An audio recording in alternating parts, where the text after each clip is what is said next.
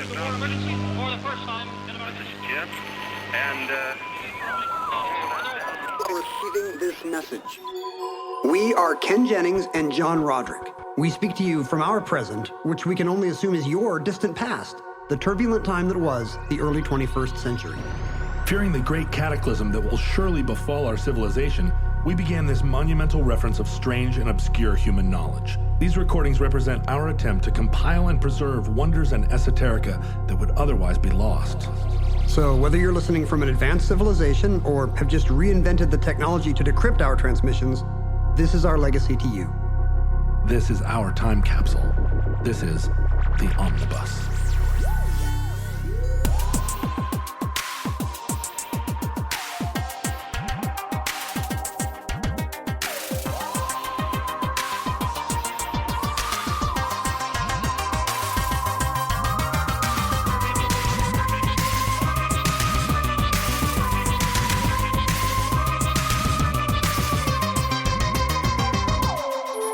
You have accessed entry 1227.PR2027, certificate number 42453, the Saint Martin Fistula. Because I put myself out there every day.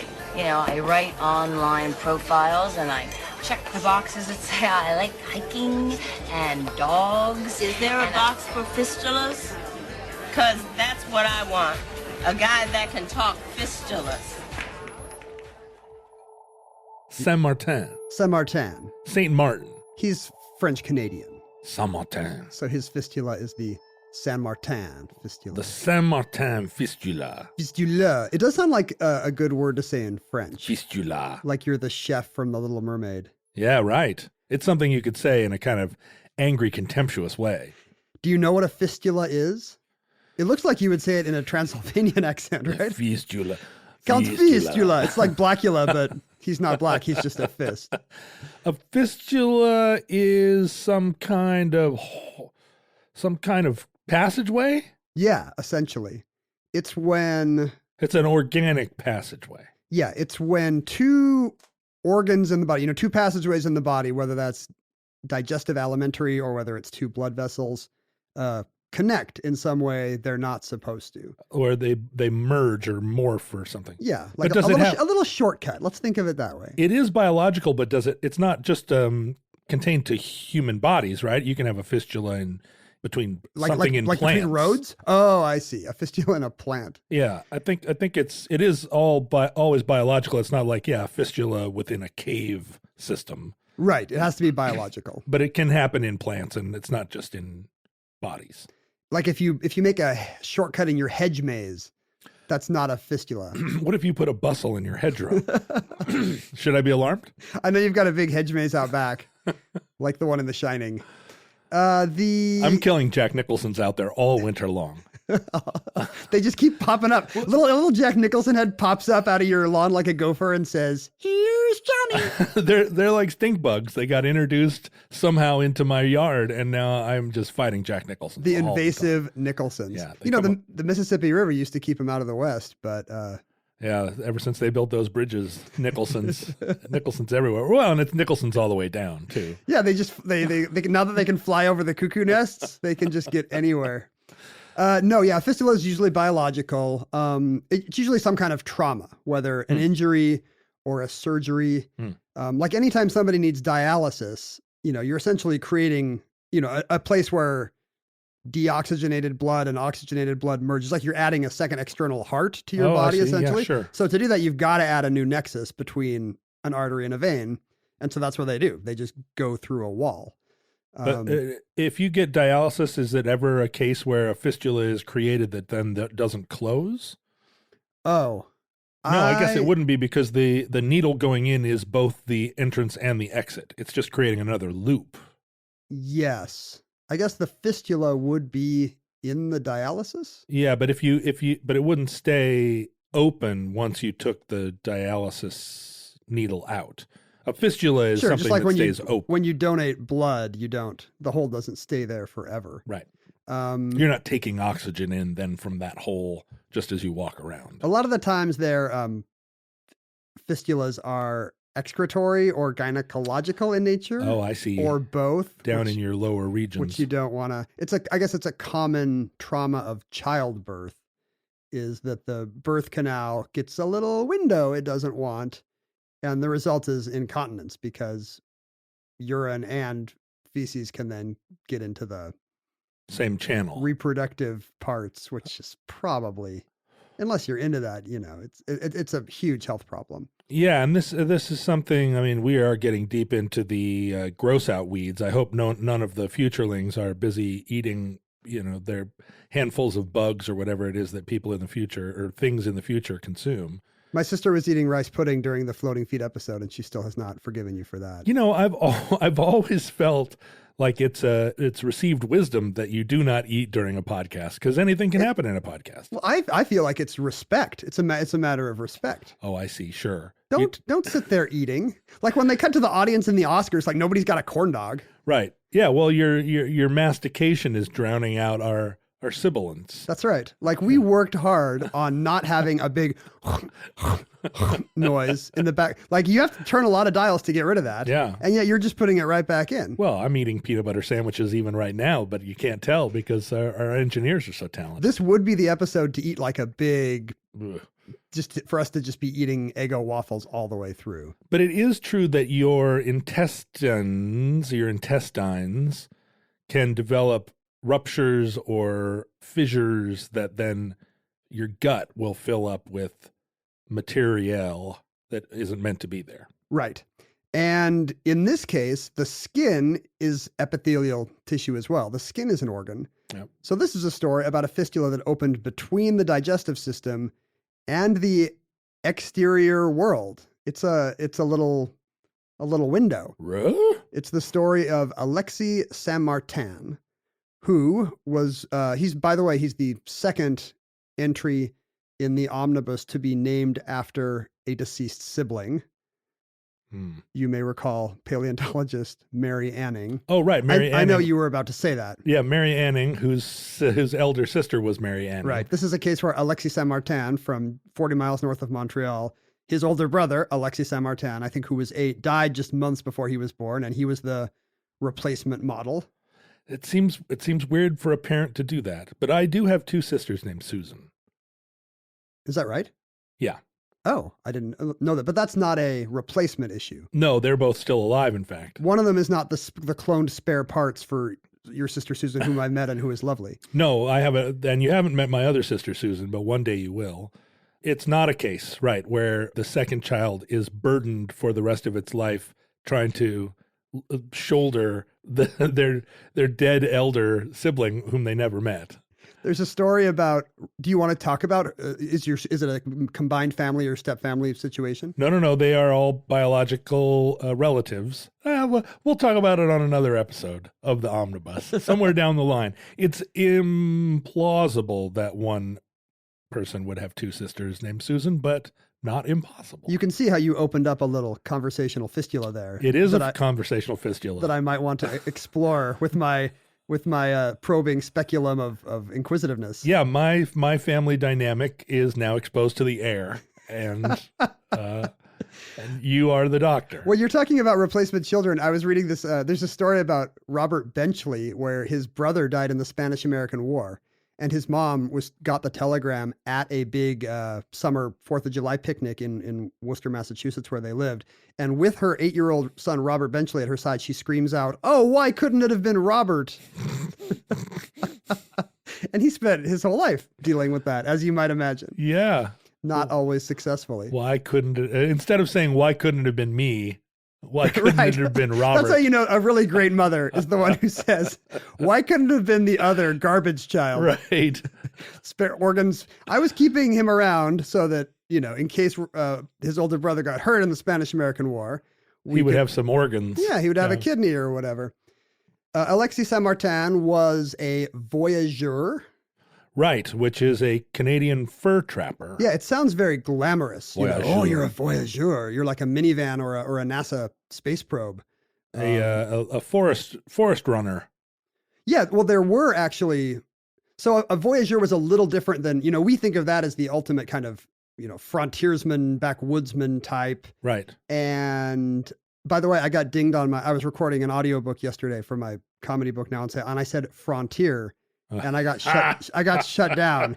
Ken, Frontier. please say frontier. I looked it up and they're both right, by the way, so I'm still a little annoyed. This podcast is wearing off on you. My spoonerisms are starting to get inside your head. This is our big chance to make sure everyone in the future says frontier. Frontier. Like I do, which is apparently weird. Frontier. Does Captain Kirk say it? Does he say space? The final frontier. No, I don't think so. He does say frontier. The final frontier. Frontier. I do. I mean, I often say Sasquatch because I grew up. You were raised by Native Americans. You were raised by the Salish Indians. I grew up believing in Sasquatches and that they were all around. Like that was a big part of your family culture? Well, every Christmas, Sasquatch is going to come down the chimney. When I was a little kid, we lived up in Shoreline here in Washington, very close to where you grew up. Mm-hmm. And Lake Forest Park, which then was a less developed suburb more than forest, it is now. Less park. More forest.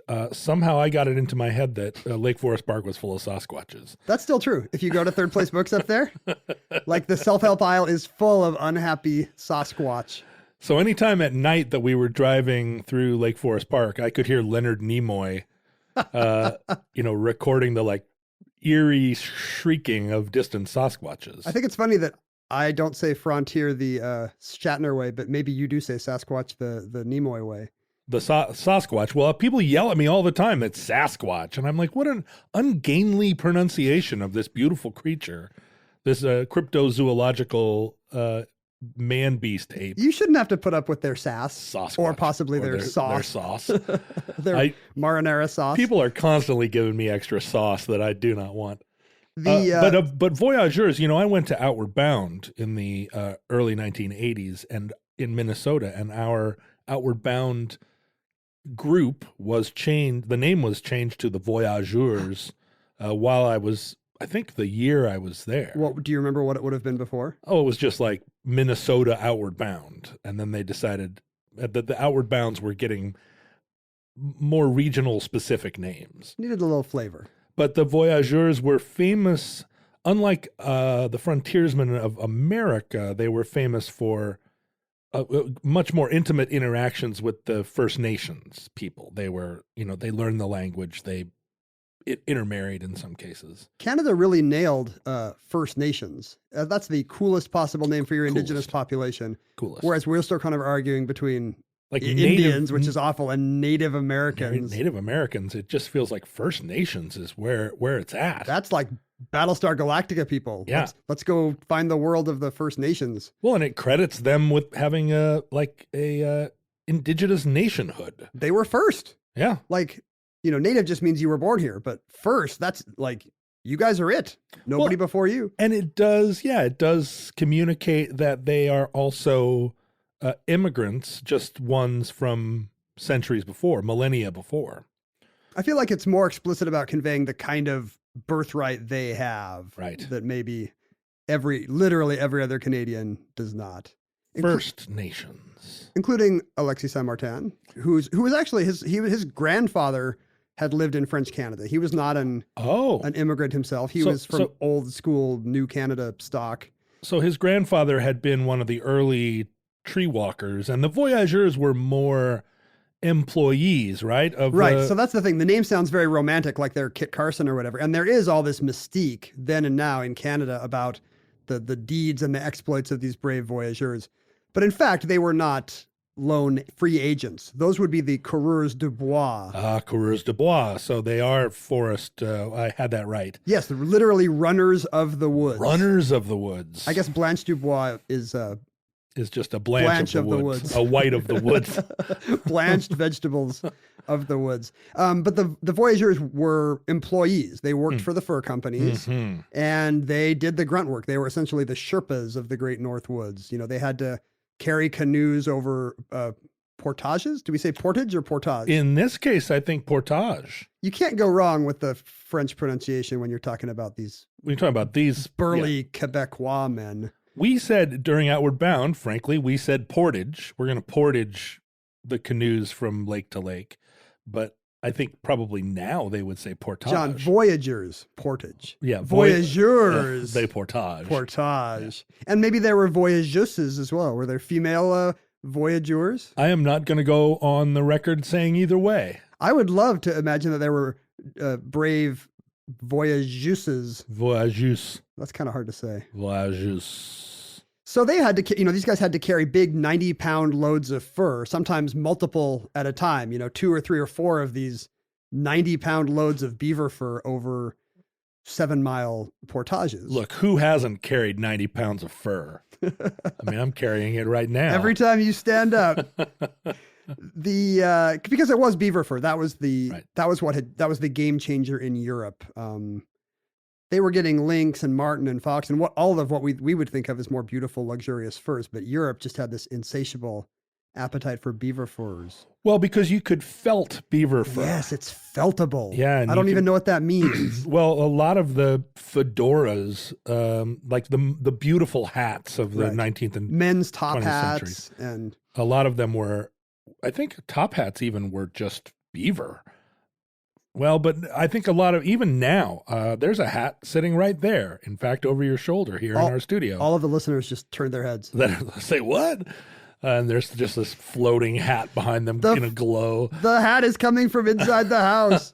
But it's felted beaver fur, and I'm not 100% sure the process. Yeah, I was looking into the process, and the problem is you have to keep seeing the phrase "the underhairs of the beaver," and I couldn't do paragraphs and paragraphs of that right without making like Beavis and Butthead chortles, so I had to stop. But yeah, it decimated beaver populations because it was these massive fur companies. John Jacob Astor became the richest man in America, by just killing hundreds of millions of beavers and making hats. And a lot of it was fashion. I mean, this didn't end until silk became the fashionable thing to make hats of. And that was what saved the beaver. But by then it was too late. Many Indian tribes had starved and gone through terrible deprivations because all along the St. Lawrence, their beaver hunting was just killed off by John Jacob Astor's insatiable hunger for beaver. Well, now they starved. Are you suggesting that they ate beaver? Yes. Well, I think a lot of them, I think you could eat beaver, and I think their economy was based on the beaver furs they traded as well. Right. So it wasn't that John Jacob Astor was pulling beaver hunks of beaver meat out of a hungry. It was just that the Canadians established beaver as a form of currency. Yeah, until like the 1990s, I think. Like you'd go to Canada.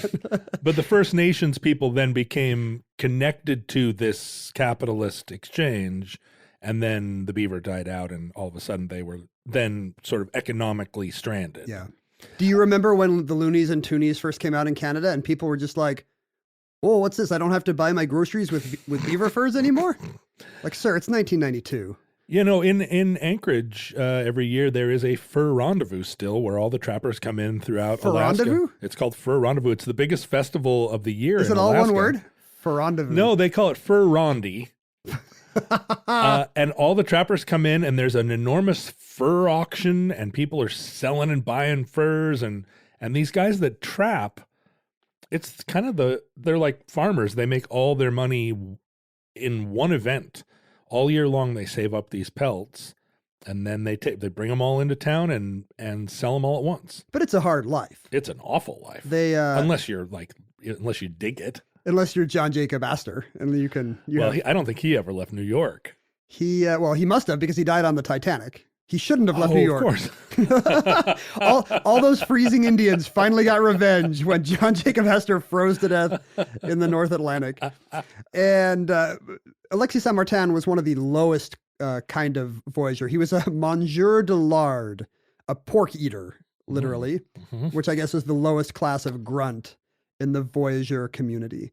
And we know little about him before the day that changed his life, June 6th, 1822, when he was on Mackinac Island, which had been British territory. It was taken during the War of 1812, handed back by the Treaty of Ghent. So it's now an American fort, but he's there at the company store, I guess, getting supplies for his latest voyage fantastique into the woods. And something terrible happens to him. Mackinac, have you ever been to Mackinac Island, by the way? It's in Lake Huron. No, now it's a beautiful resort. I've never been there either, but I've seen the movie Somewhere in Time, which makes it look like this delightful Edwardian getaway. But back then, it was just a rough and tumble fort military garrison. Sure, like everything. I mean, back in time, Indianapolis, Indiana was a frontier town. Right. Did it still have the beautiful, wide, tree-lined boulevards, or is that some later utopian vision? That came later. I think it was just a bunch of mud holes in the ground while they were all fighting Tecumseh. And it's kind of going to turn back into that, right? All those Midwestern towns are returning to their natural state. Well, yeah. I'm just kidding. Indianapolis is lovely. It's a beautiful city. Indiana does keep voting for regressive politics, and little by little, I think it probably will return to the soil. I like how we're covering our butts just in case Indianapolis is the capital of the United Federation of Planets in the future. Right. And I mean, it's all our literally called listeners Indianapolis. What is that? I guess what? It could be called Indians. First Nation Annapolis. That's true. I guess that's one advantage we have is we can call a place Indiana. You can't, Right. First Nation Indiana is a little unwieldy. Aye. But that day at the fort, Alexis Saint-Martin is buying his whatever you would buy, hardtack and beads, cider. Beads? Yeah. Do you need beads? Well, you gotta give the First Nations people something for the beavers, right? I mean, what would it be? Bullets, blankets? You got to trade. They're not just pulling beavers out for nothing. I guess that's right. Yeah, maybe he's buying trade goods. Yeah. Anyway, somebody is testing out a shotgun in the store. No. The kind of thing that happens at red state Walmarts to this day. Sure, I thought that this was something only Dick Cheney did. Somebody accidentally shot him with a gun in a store? In the store, clean up on aisle 6. Oh, no. So, from 3 feet away, somebody just lets loose with a shotgun full of duck shot. Oh. Grape shot? I don't, what would it have been? So everything. Buckshot. What's the difference between buckshot and grape? Is grape shot really the size of like a table grape? Those would be huge. Grape shot is just like scrap metal and garbage parts. Why is it called grape shot? Because it's like it's a bunch of them, like a bunch of grapes. Bunch. I assumed they would be the size of grapes. No, grape shot is very irregular, and it's put into cannons to like shoot at ships and stuff. It's like well, and it's also, I guess, anti-personnel. Like as armies get closer and closer to your cannons, you can't really shoot cannonballs. So you just throw a bunch of garbage in there and it just shoots shrapnel at people. When I don't eat enough grapes, I'm also very irregular. Thanks. So I know how that feels. I hope our listeners are still not eating. They're putting down. They're putting down. We should have a trigger warning on this episode. Like, you should not be eating or ingesting through your tentacles or whatever you do, like anything through any part of this episode. It may be that futurelings eat humans. They may be listening to this podcast and it may be inspiring some portion of them it's appetizing. They may be, or they might be, some of them are becoming vegetarians. They're like, listen, these grubs that we eat actually like think and read and stuff. The first time we mentioned a vagino whatever fistula, they're like, nope, I'm just going to eat hedge mazes from now on. It's all hedgerows from now on. So the wadding and the what did you say? Buckshot just flies into his torso from 3 feet away. And bits of his shirt fly in there. His shirt catches on fire. So everyone thinks he's a goner. They run for the medical guy at the garrison, who is one William Beaumont. He runs up, and he doesn't know it yet, but this is the meeting that will change his life. A gut wound like this is considered one of the most painful injuries you can sustain.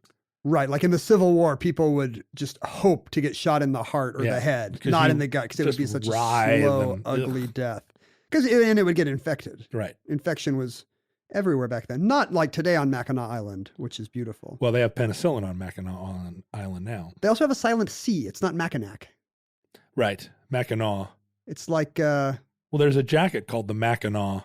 And you named after the island, must be. And you don't say a Mackinac jacket? You don't. Do you say a Mackinac jawet? Does it make all the C's retroactively silent? There's got to be other words with a silent C. Oh, indict. Indict has a silent C. Well, I guess indict does have a silent C. I like how you really can tell this is a conversational dead end and not a fistula. Yes, let me Let me repeat the thing you said. Silent seas. But my mind is now occupied trying to like track down all the silent seas. And definitely, if you're going to email or at us at Twitter about all the words that you know that have silent seas, just at Ken. I don't need to. I'll make sure to copy John, or possibly oppie him. And so William Beaumont was summoned. He immediately, as you say, thinks this is fatal. He does not think that Saint Martin is going to last 20 minutes. Right. As he wrote. His description was that he wrote down was this of the wound. A portion of the lungs as large as a turkey's egg protruded through the external wound, lacerated and burnt, which you don't want. And below this, a portion of the stomach, which at first I could not believe possible to be that organ in that situation with the subject surviving. The reason why I said that is because there was a puncture in the protruding portion large enough to receive my forefinger. Clearly implied that the first thing he did was just jab his finger. Poked his finger in there. As was the style. Sure, that was medicine. And through which a portion of his food that he had taken for breakfast had come out and lodged among his apparel. So he could literally see the bread and bacon that Saint Martin had eaten earlier spilling out of the wound, and he had never seen anything like this. This is a terrible story. In this dilemma, I considered my attempt to save his life entirely useless. It is a terrible story. But, shockingly, Saint Martin does not die. Does Beaumont provide him medical service? Yeah, Beaumont does what he can to, stanch the bleeding and I guess get the turkey egg of lung back where it belongs and push the stomach back in through the perforation. But the guy can't keep food down. He doesn't die, but for 17 days, everything they feed him just comes out the hole. Whoa. It's like it immediately reappears. Whoa. So in Beaumont's notes, he notes that he can only keep the guy alive through nutritional enemas, which doesn't even seem possible to me. Can you just spray grape nuts into somebody's nether regions if they can't keep their breakfast down? You're obviously not a member of the new age adjacent rock and roll culture that I occupy, because at a certain point... Is this what's going on backstage? Just not backstage, but nutritional enemas in the green room? As entertainment business people arrive in middle age and cannot believe that they too will age and die. Look, and it probably happens early, considering what a lot of them have done to themselves. That's right. They immediately switch over from, and sometimes the periods overlap where they're still taking drugs, but also pursuing a health regimen. You got two hands. You can shoot up and give yourself a nutritional enema at the same time. But most of the time, there's a transition in their fascination with being high, and they go to health. What would you call them? Resorts / retreats where they take enemas. You're not using this as one example. You're basically telling our listeners that every rock star has an enema phase. I know. Like nobody does crystals or juice cleanses. Oh, there's crystals and juice cleanses included. But I know at least 6 people, including an ex-girlfriend, who routinely go sequester themselves in Sedona, Arizona, or up in the mountains of New Mexico or Northern California and receive wheatgrass juice enemas and like on the reg, like every day or I don't know, multiple times a day. And they sleep under pyramids made out of copper, and it's all meant. They all are. Well, you got to do that. They at one point they maintain a kind of Generation X irony about everything they do. Like, oh yeah, well it's just a thing I'm going to do, but it's expensive and also invasive and also kooky wah, so that they have to be taking it seriously at the same time. Well, I always assumed that nutty fattists getting enemas where it was some kind of a cleanse, but you're implying that the body can absorb wheatgrass through the rectum. Absolutely it can. I mean, if you were just cleansing your body, you would just use castor oil or water. But no. Just one of those fancy Japanese toilets that sprays you up there. They'll do coffee, which is, I guess, extraordinary. That'll wake you right up, It I really bet. will. But wheatgrass juice, you just absorb it because your intestine is like it's meant to be absorbing nutrients through the. Oh, I guess that's true. Through the. There are. It's processing your intake into feces by taking all the good stuff. I mean, out. most of that's in the small intestine. Large intestine's mostly water, but apparently some ability to get nutrients. If you go and ask for a grande frappuccino up there, Well, I mean, I have not entered that stage of my post-rock stardom where I've just lost all grip and I'm taking retreats where You haven't entered that stage, and that stage hasn't entered you. That's right. Nobody's ever put like a succession of Tootsie Rolls up me as a part of my transition. No, more recreationally, not nutritionally. Yeah, sure. That was stuff we did at parties, but not a thing. Is this why he was buying beads at the fort? No. Oh, that kind of beads. No, probably not. No. He was buying them to trade, not to. Although, Honestly, long lonely nights out there. When you're a voyageur and you're out in the forest, you're a forest runner. Sometimes it's a voyage of discovery. Personal discovery. So but he could not keep food down. So he was only getting nutrient through wheatgrass enemas, like he's Keith Richards or something. But at what point is he able to start? Well, I'm presuming, because we're talking about him, that he survived this wound. Nope, he died then. That's the end of the story. Listeners, from our point in your distant past, social media may not even exist. No, that is not the end of the story. After 17 days, his digestive cycle started, but what shocked Dr. Beaumont was that the fistula remained. What shocked Dr. Beaumont is one of my favorite softcore porn novels. It's like one of those Victoria things where you go to the pier in Brighton and you look through to these naughty shenanigans. What shocked Dr. Beaumont? He wrote, by the adhesion of the sides of the protruded portion of the stomach to the pleura costalis and the external wound, a free exit was afforded to its contents, and thereby a fusion into the abdominal cavity prevented. So food no longer stopped leaking through the pleura into the interior of the body, because the skin knitted directly to the stomach.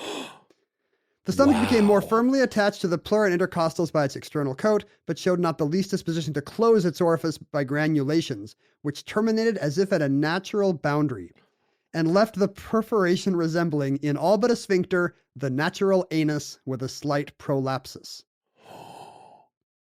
Why would the body do that? The body just knows how to make an anus, I guess. It's deep within our DNA. Wow. I mean, it's a weird thing gone awry, I guess. I assume our genes are not designed. I mean, things have to knit back together. Right.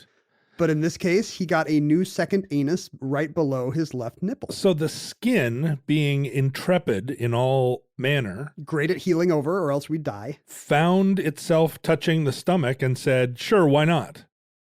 And just did its knitting magic. That's right. Whoa.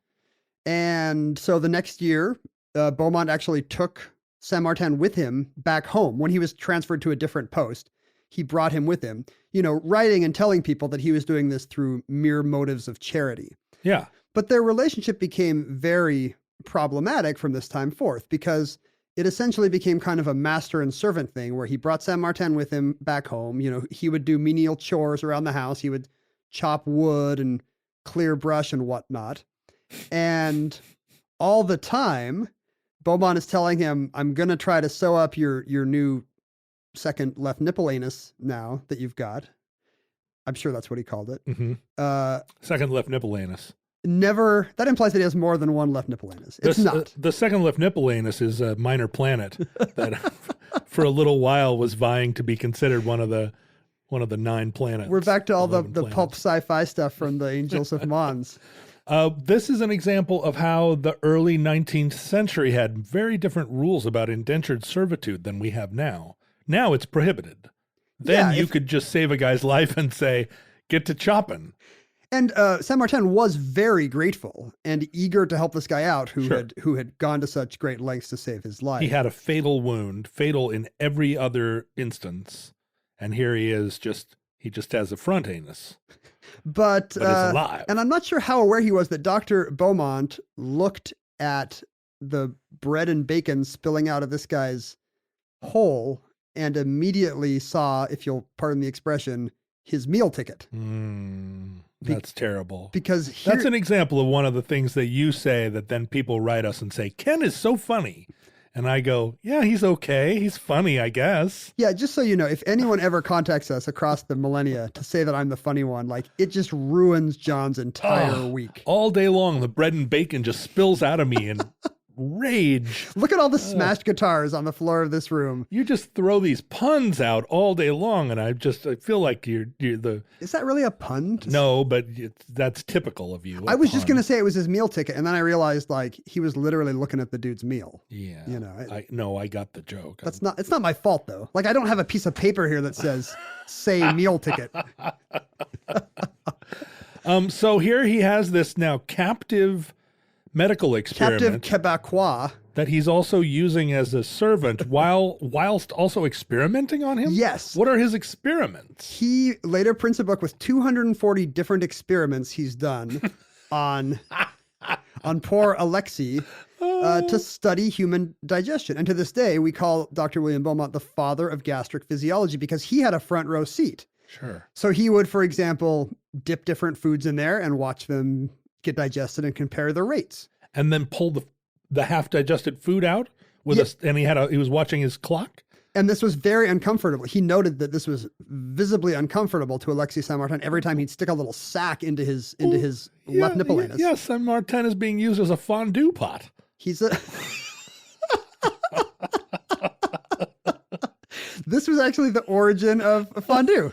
It's not French Swiss, it's French Canadian. He has a little fork and he sticks some bread in there. And you sit around and talk about wife swapping for a few minutes. And then you pull it out and see what happened to the little piece of potato or whatever. He would sometimes, like he was very interested in how body temperature affected digestion. So he would often pull out, he would also remove gastric acid with a tube, with a rubber tube. So he could make his own little test tubes of gastric acid and then do his own external things. So he could be like, hey, Alexi, why don't you go polish the silver? I've got a substitute stomach for you here.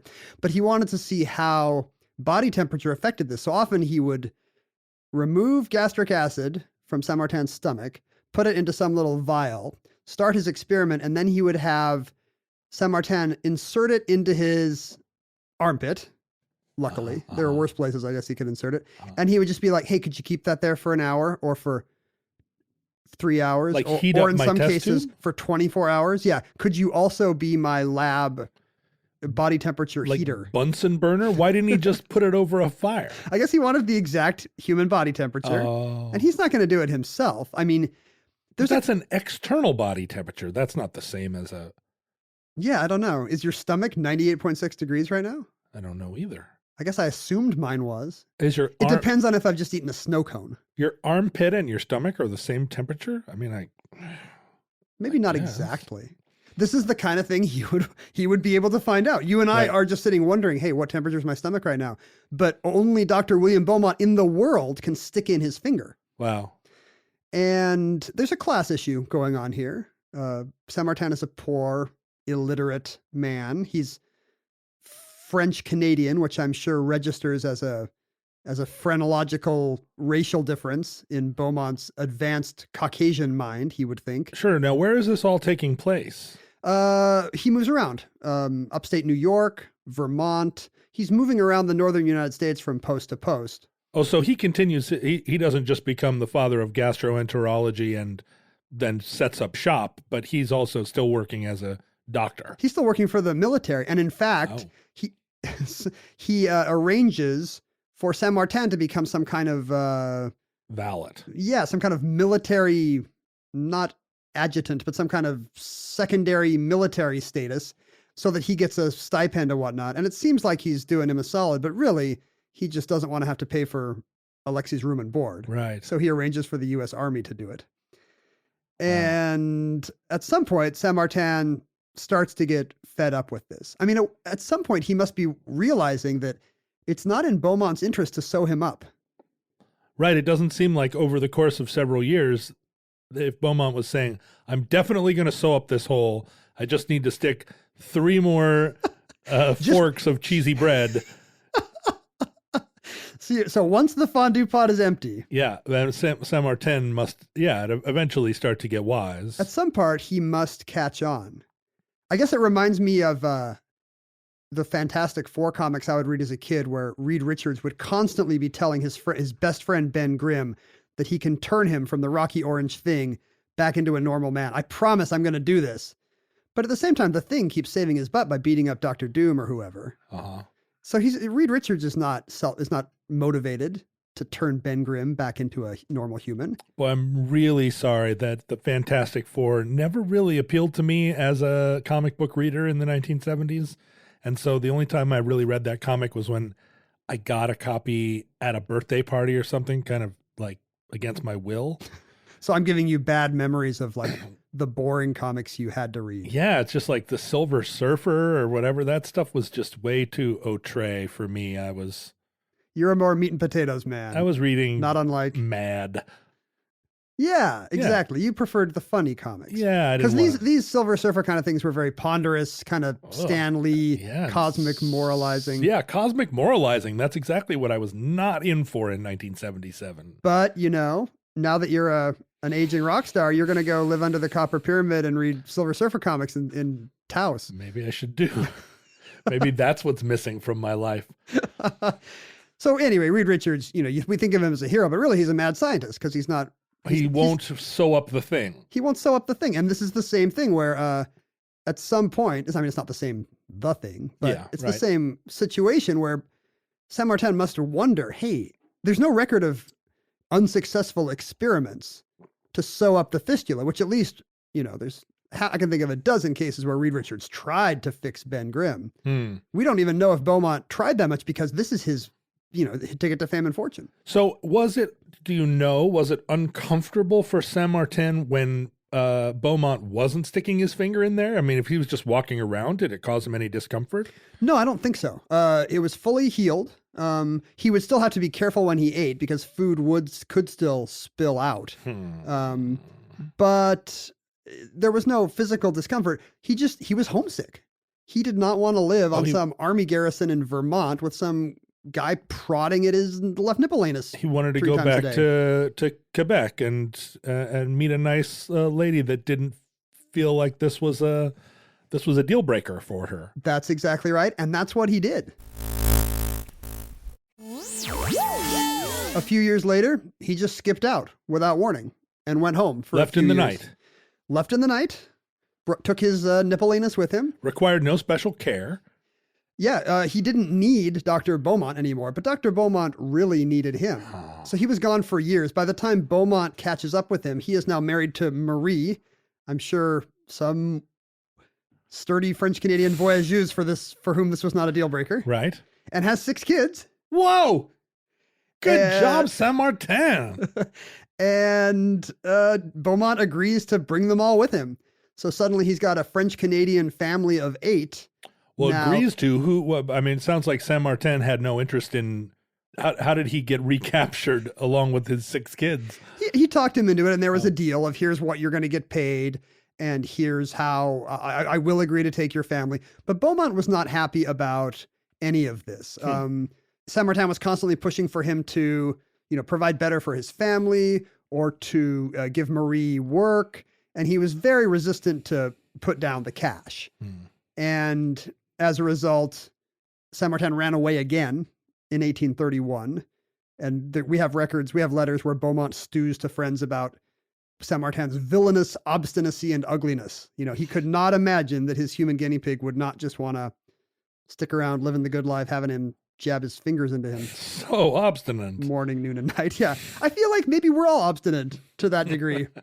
That's kind of a funny example of racism, Like, he didn't want me to stick his fingers in them. Oh, those stupid, stubborn French Canadians. Canadians. Can you imagine? The issue of racism against French Canadians is really a big deal to French Canadians. Well, you can imagine. But no one else in the world even recognizes it or even understands that it exists. Well, I get it because they're the biggest minority group in their country, a country that otherwise is entirely Anglo culture.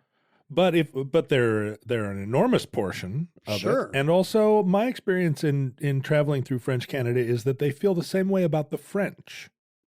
They are culturally very different from the French. And even linguistically, like it's very hard for a French person, I think, to understand a Quebecois accent and vice versa. But they're resentful toward the French in equal measure to their resentment to their fellow Canadians and English speakers and I think everyone. So you're just saying they are villainously obstinate and ugly. They're extremely. They're a proud people. Let's say that in case they're listening. I think they are proud people. I find them very, very interesting. And I'm sorry, I don't mean to suggest that they are just like a science experiment. We get in trouble when we joke about the Belgians and the Dutch. And I assume we're now going to hear from French Canadians as well. So nice work. Yeah. And I mean, their motto is Je me souviens. Which means, literally it means I remember.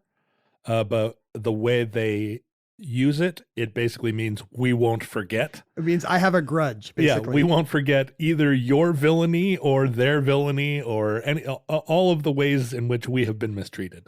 Do you think Canada do they just number the First Nation, or is it like First Nations and then Second Nations? Second Nations, us. Third Nations, French Canada. No, the French were there before, so I think the French have the right to be thought of as the Second Nation. The French, the original forest runners were there in like 1603. They were early on original explorers of that region. So no, they're the Second Nation people. And je me souviens. I remember. You do remember? I mean, I remember on their behalf. You're 400 years old. I'm remembering now. In 1833, Saint Martin and Beaumont. I didn't even try for a segue there, by the way. No, that's good. Just rolling on the river. I guess, yeah. I hope listeners don't mind that I'm not really killing myself to be like, well, let's jump forward from the 1600s, 233 years. I think it's understood that we are trying to cover this material, and it's easy to get sidetracked. I'm just an angry substitute teacher trying to get to the bottom of the syllabus for the day so I can start the movie. He left for good in 1833 in a contretemps about money. Mm-hmm. He probably would have said it in a weird French Canadian accent. Probably involving salt pork or something. I have no idea. And he never saw Beaumont again. He returned to the woods. And he never saw Beaumont again was a sequel to the original What Shocked Dr. Beaumont? Shocked Dr. Beaumont. That's the sad ending to the things that shocked Dr. Beaumont. Because they do have a very intimate relationship when you think about it. Always sticking your finger into some other guy's midsection. As intimate as it comes. He would often take his finger out and taste it. No. He would take the food out and taste it. No. Well, there wasn't lab tests for a lot of this stuff. Here's how you diagnose diabetes in the 1830s. You would take a swig of pee and see if it tasted sweet. So, that's how he would report his findings. He would pull out a piece of chicken from the dude's stomach and take a bite and be like, this is bland but sweet, So Beaumont not only saved the man's life, but is like parasitically feeding off of him. Yeah, literally. I don't know if there's a romantic angle here to get into or not, but yeah, like he's a guinea pig in every sense of the word, as far as the kind of dignities that have been stripped away from him. And I'm sure that informs why he left and why he didn't come back. He was still in demand, even out of Beaumont's thrall. Because at this point, Beaumont has published his findings. Beaumont published his 240 experiments, which did not sell that well. I read in, I think it's in Mary Roach's book about this, that he was constantly haranguing military and governmental friends. Hey, do you want to buy 100 copies of my book, Experiments Upon the Gastrointestinal Regions, or whatever it was called? But it was not a hit. Right. He would always be forcing it on friends, and they'd be like, thank you so much for your gift. I can't wait to get into this. Although, like, gastroenterology is a major part of contemporary medicine because people suffer from all kinds of maladies.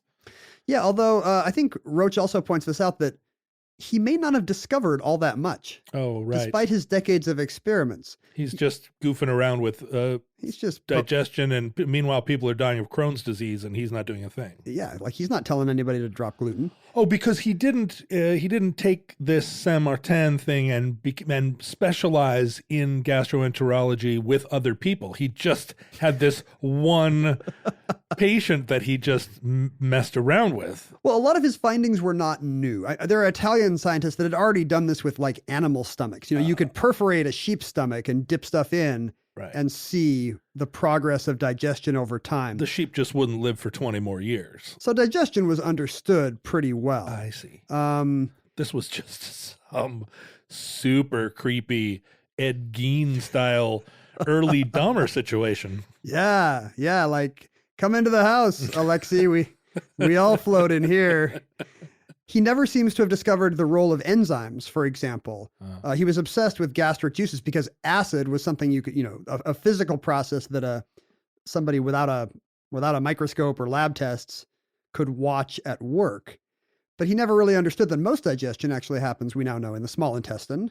It involves enzymes like pepsin. The main purpose of gastric acid, we now understand. We all have, this is going to gross out futurelings who have much more efficient systems. But the reason why we have this incredibly strong hydrochloric acid, just inches from our throats, is mostly as an immune measure, I guess. It helps kill bacteria entering the body. Oh. Like, that's what helps keep you safe from whatever's in your drinking water. So, but enzymes were discovered contemporaneously, right? I mean, this is about the same era that enzymes were discovered, just not by our man. Beaumont's not doing that work. He's just sticking chicken in a hole. Which was not a euphemism at the time. So it was he could totally say that at parties. Sure. Chicken in a hole, kicking out dough, right? Yeah, like as his debut rap single said, make it rain, gastric acid.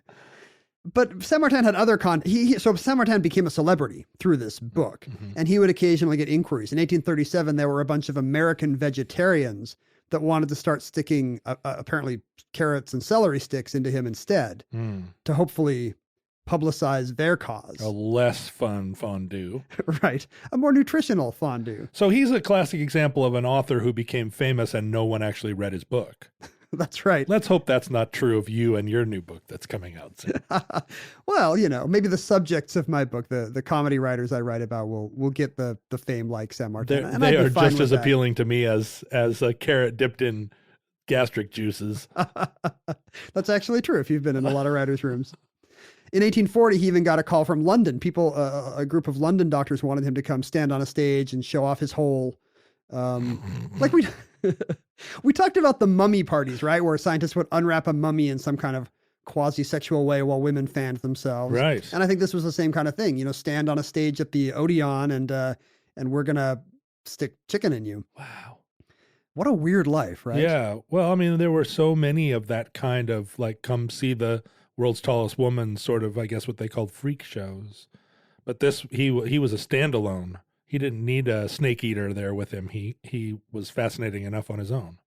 Right. But imagine how that must feel to just feel like your whole body is just an appendage to your left nipple anus. Like, what about me? What about my feelings, Dr. Beaumont? Like my eyes are up here, not under my left nipple. In 1853, Beaumont died. He slipped on some icy steps. Oh, no. He met an inglorious end unconnected to his wound? This was Beaumont. This was the doctor. Beaumont. Sorry. Yeah, so I guess you're right. There is some cosmic justice there. The kind of, if anybody can navigate a set of icy steps, it's a Canadian voyageur. Right. So Saint-Martin could have, would have easily saved himself, but Beaumont took a fatal spill and later died from his injuries. Saint-Martin died years later. Oh, he survived Beaumont. Good man. Yeah, and apparently still had quite a bit of animus. The instructions left by his family were that his body not be buried until it was rotting, and that he be placed in an unmarked grave, because they were afraid of medical men, of grave robbers that would try to continue their experiments posthumously on poor Alexei. Oh, right. This was the era when if you were a famous person, your organs would be pickled and put in jars and put on display. And doctors couldn't get cadavers, so they were always hiring Scottish thugs to go dig them up. If you were a Scotsman at this period, you were set for life because you could just go dig up bodies. They were called resurrection men. Oh, we're going to get letters from Scotsmen. They know. As a Welshman, we were also treated poorly. The Scots know about their legacy of grave robbing, of mausoleum related crime and infamy. So he died, and his relatives would rather that he lay in state until he's decomposing rather than risk having put him in the ground where they couldn't keep an eye on him. Wow. And his hole. There's even a record of them sending a telegram that reads, "Don't come for autopsy, will be killed." Yeah. That's how they settle their hash up in North Canada. I have a new signature for my emails. But this is kind of an ongoing issue we have with grappling with medical ethics from the past. Have you been following this story this week about the father of, not of gastroenterology, but of modern gynecology, J. Marion Sims? He was just an incredibly influential gynecologist whose work with fistulae, it all comes back to fistulae, saved so many lives. But this week, a statue of him was removed from Central Park. I say this week, but thousands of years in your past. Yes. After standing for a century or more, the statue was removed because he did all of his experiments on African-American slaves, often without anesthesia. Even though ether existed at the time. Why waste it?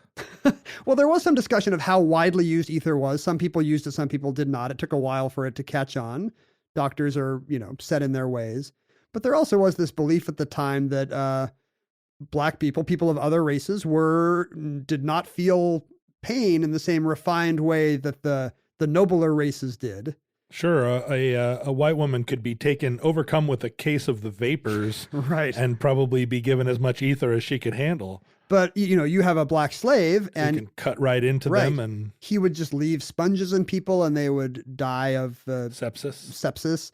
And eventually, this all worked, and he did discover how to heal these fistulae, but with a trail of unanesthetized bodies. Sure, it's a wake. Mengelian situation, like Joseph Mengele, who did interesting experiments in the course of murdering Jewish children during the Holocaust. And Sims is an interesting case because I'm not aware of any kind of medical techniques that we owe to Dr. Mengele. I'd never gone into the hospital for a Mengele tonsillitis. Well, sure, but that was because by that point in time, I mean, I'm not going to sit here and defend the experiments of Joseph Mengele, but that they were suppressed. I mean, it's not like you could ever refer to his work.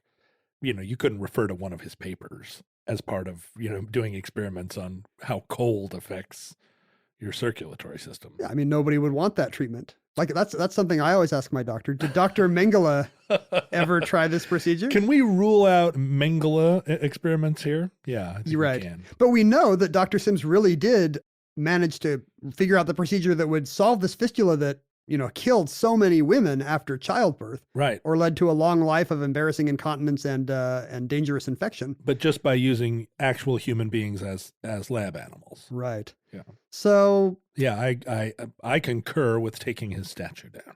You agree? No one asked for my opinion, but it seems like as we remove statues from our public sphere, because it's revealed that they were, as we gauge the crimes of our forebears relative to our current standards, I think that qualifies as reason enough to remove a statue. Right. And even by apparently the standards of his time, if other doctors were happily using diethyl ether and he was just like, nah, why bother? I mean, I think we still benefit from the science, but let's not have a statue in Central Park. Let's put up statues of the recipients. Let's have take down Dr. Sims and put up the slave woman Anarcha, who had to get carved up 14 times so he could refine his fistula technique. And let's put up a statue of Saint Martin. Of Saint Martin it should be in the gift shop at Mackinac Island. I guess the problem is people would just be tempted to shoot it full of buckshot. Well, or stick their finger in it. That's right. And that concludes the Saint Martin Fistula.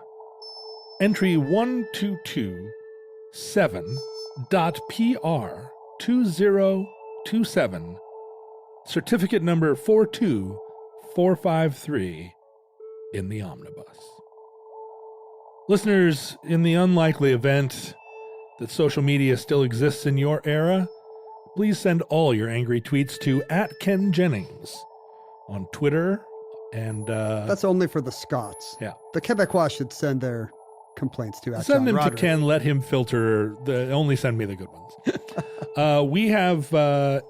Omnibus Project Instagrams and Twitters and Facebookers Facebooks. Yeah, we're willing to compromise our ethical standards and embrace these terrible social media platforms. If it helps create some kind of record of our progress. Like a lot of mealy-mouthed contemporary people, we both angrily denounce and also socially eschew, but still maintain social media accounts. Well, we're from comfortable Seattle, where the local sport is maintaining these high-minded principles until they inconvenience you in any slight way. Right.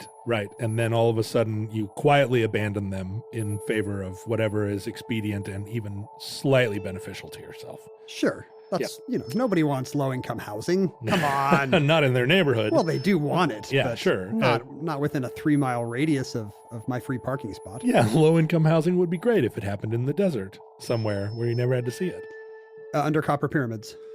That's expensive. Copper's expensive. If you've ever ripped out the walls of a house, a la Jesus' son. No, I believe in a housing first solution whereby me too. Homeless people get homes, wheatgrass enemas under tents in Sedona. So you're talking about a wheatgrass first solution. Yeah, I guess it's really wheatgrass first, but housing like in the top 2 or 3. You can see my Instagram, which is super fascinating and always entertaining, at John Roderick, and you can sometimes see Ken comment hilariously on my posts from his anonymous account at Ken Jennings. He doesn't even have an avatar. He just lurks. It might be at Ken W. Jennings, and I don't even know. Ken W. What does the W stand for? Ken Jennings was taken. The W is for... Windsor? Wisdom. I was named for my older brother, Wisdom Jennings, who died while my mother was in labor with me. Yeah, right. He was your twin. He was your dead twin that you absorbed. I absorbed my twin brother, Wisdom, who my parents had already named for some reason. Sure. They named him first. Like Elvis, right? Yeah. Yeah, just like that. And they had pinned all their hopes on Wisdom. Well, when you were born, they were like, oh, which one died? Wisdom. The wrong son died. If only Ken had died. You can email us at the email address omnibusproject@howstuffworks.com, and we will answer you. If we can get through the intervening millennia somehow. Well, and that's right. If we, as future pasts, we will definitely go on there, wade through all the angry emails from Scots and Quebecers.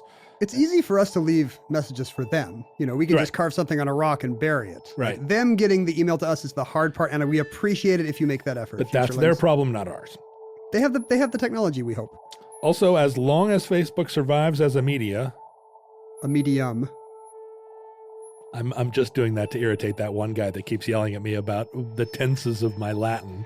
That time you said the data is what pushed him over the edge, and he's now driving here in a car to murder you. It's datum. We have a fan group there called Futurelings on Facebook, the Omnibus Futurelings.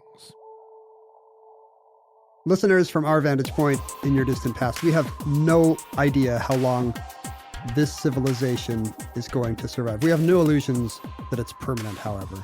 We hope and pray that the eschatological crisis that will end our times will never come.